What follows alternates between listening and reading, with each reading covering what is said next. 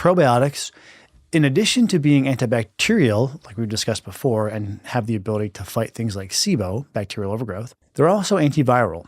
In part, it seems that probiotics can actually block viral entry into the lungs. And one of the compounds here is called a bacteriocin. It's almost like a probiotic-derived antibiotic because probiotics, they secrete antibacterial, antifungal, antiparasitic, and apparently antiviral compounds. This is part of the reason they're so health promoting. So apparently those bacteriocins are also antiviral. Now, their name would imply they're antibacterial, but as we're learning more and more about what probiotics do, a compound that was discovered to be antibacterial upon further examination, we may uncover is also antiviral. And so to quote, bacteriocins act as novel antiviral agents for viral suppression. And I wanted to share this diagram, which makes it really visually obvious what's happening, but I'll of course narrate for those of you just listening to the audio. What you're seeing here, this is either gut or lung epithelium, so the lining of the gut or the lung, somewhat similar, obviously different, but there's some similarities in that it's a partially absorptive membrane that also has mucus and a local immune system. The virus is covered by these bacteriocins, making it harder to enter the lungs and also easier for the immune system to tag. Just wanted to make sure to share all of the important benefits, again, especially given we're in the throes of cold and flu season, that probiotics impart. They increase white blood cells, they increase lymphatic tissue function, and they're even actively antiviral.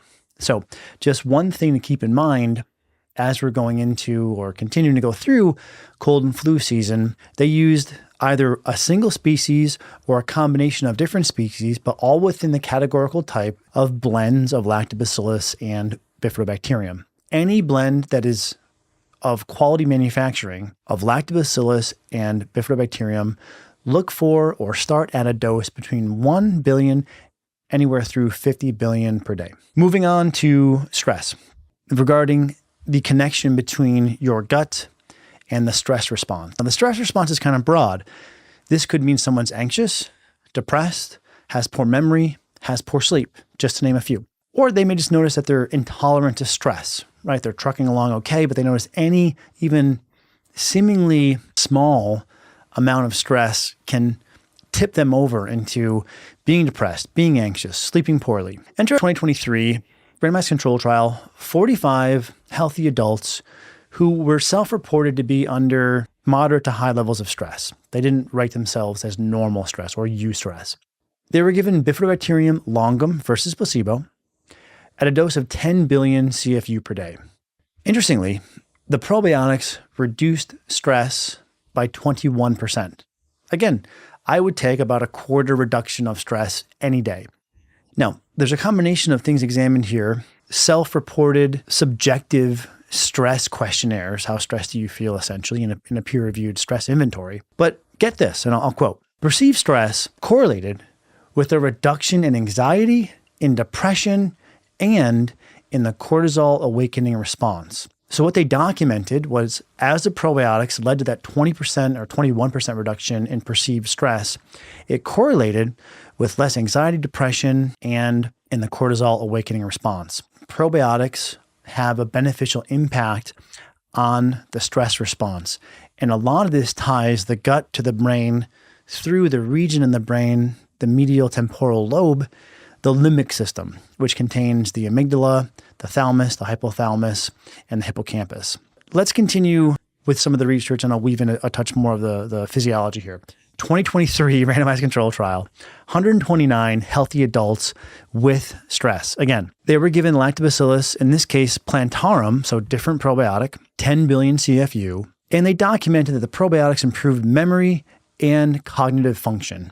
We talked about the stress response, anxiety, depression, and cortisol, but what about memory and cognitive function? Well, it turns out that if you have an overactivation of the limbic system, you'll have higher anxiety, higher depression, and you'll also have correspondingly poor memory. So the underlying physiology is probably the same. Things that improve the health of the gut have a attenuating impact on the activation of the center in the brain known as the limbic system. This leads to less perceived stress, less anxiety, less depression, healthier cortisol levels, and also improvements in cognition and memory. Part of the reason why I'm such an advocate for probiotics is research like this. Never to say any one tool will be a cure-all, but shucks, it would be a real travesty if someone didn't make sure to go through a thorough probiotic protocol if they were trying to improve their health. And the final study here I wanted to share, 2023 randomized control trial in 152 overweight adults. They were given Lactobacillus rhamnosus, so a different type of lactobacillus.